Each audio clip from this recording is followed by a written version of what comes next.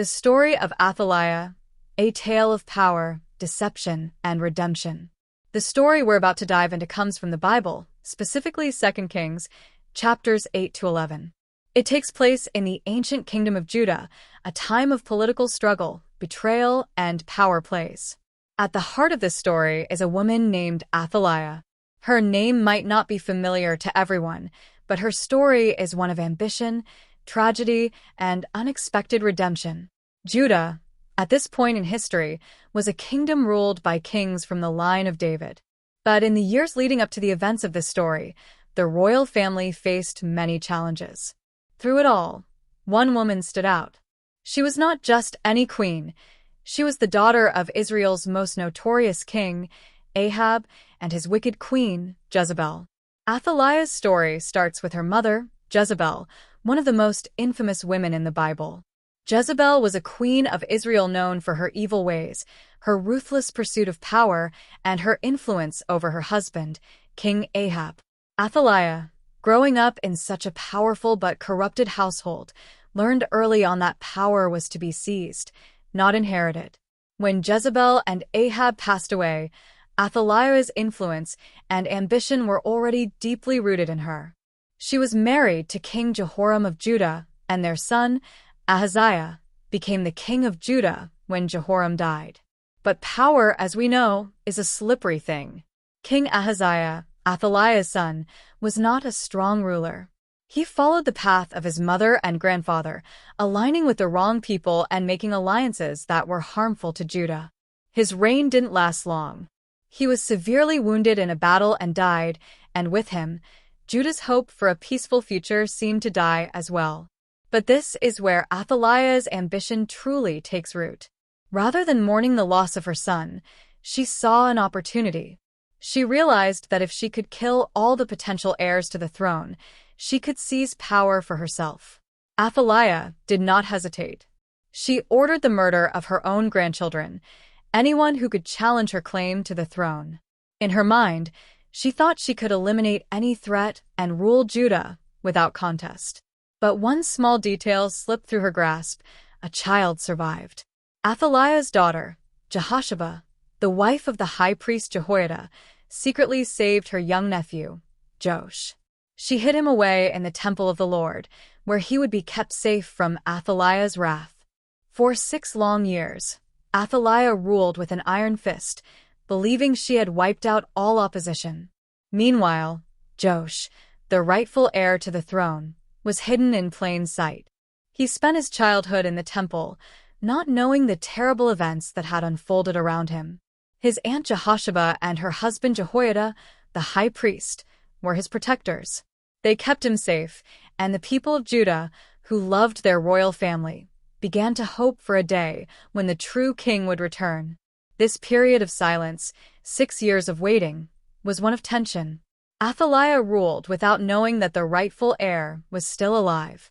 But Jehoiada, the high priest, had been keeping a close eye on the situation, waiting for the right moment to restore the rightful king to the throne. At long last, the time came. In the 7th year of Athaliah's reign, Jehoiada gathered a group of loyal soldiers, commanders, and officers from all parts of Judah. They were ready to act. Joash, now 7 years old, was ready to step into the light as the rightful king of Judah. Jehoiada's plan was bold. He organized a coronation for Joash in secret, away from Athaliah's watchful eyes. They placed Joash on a throne and presented him to the people. The people who had longed for a king, the true king of David's line, saw him and rejoiced. They shouted, "Long live the king!" Athaliah was in the palace when she heard the noise coming from the temple. She rushed over, alarmed, only to see the crowd gathered, and Joash being crowned as king. It was a stunning sight. Joash, a mere boy, was now the king of Judah. When Athaliah realized what had happened, she screamed in fury, "Treason! Treason!" But it was too late. Her reign had come to an end. The people of Judah had no more interest in a ruler who came to power through murder and deceit. In her desperation, Athaliah tried to flee, but the guards, loyal to the newly crowned King Joash, took her and escorted her out of the palace. They brought her to the palace gates, where she was put to death. The people of Judah rejoiced. They had been freed from the grip of a cruel and corrupt ruler. Joash, at just 7 years old, now stood as the legitimate king of Judah. Joash's reign marked the beginning of a new era for Judah. Under the guidance of Jehoiada, the high priest, Joash grew into a wise and capable leader. One of his first actions as king was to restore the temple of the Lord, which had fallen into disrepair during Athaliah's rule. The people were thrilled to see the temple restored, a symbol of their faith and hope in God. Joash ruled for many years, bringing peace and prosperity to Judah. He followed in the footsteps of his ancestors and sought to honor God in all his decisions. The story of Joash is one of redemption, not just for him, but for the entire nation of Judah. So, what can we learn from the story of Athaliah? First, we see how power can corrupt. Athaliah's ambition led her to commit terrible acts, betraying her own family and people for the sake of the throne. Her desire for control blinded her to the greater good of Judah, and in the end, it led to her downfall. Second, we learn that God's plans cannot be thwarted. Despite Athaliah's ruthless actions, the rightful heir, Joash, was preserved. God had a purpose for Judah, and no matter how much Athaliah tried to destroy it, he ensured that Joash would one day take his place as king. Finally, the story reminds us that redemption is always possible.